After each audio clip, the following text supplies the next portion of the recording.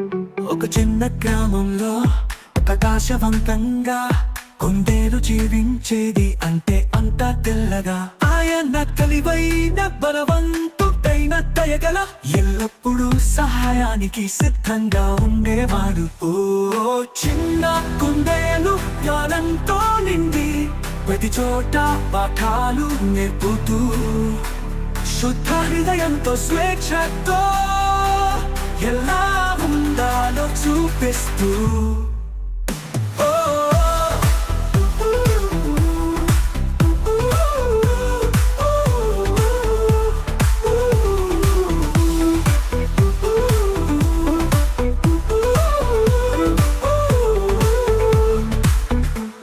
ఒకరోజు వడగళ్ళ తుపాను వచ్చింది, గాలులు బలంగా ఆకాశం నీలగా మారింది.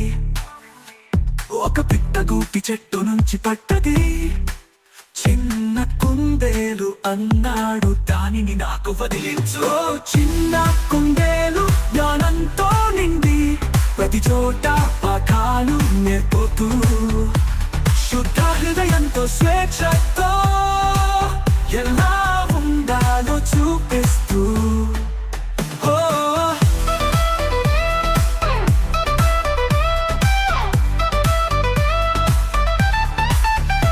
తను కొమ్మలు సమీకరించాడు, ఆకులు తీసుకువచ్చాడు, ఎడతెగని పని వదులుకోకుండా కష్టపడ్డాడు.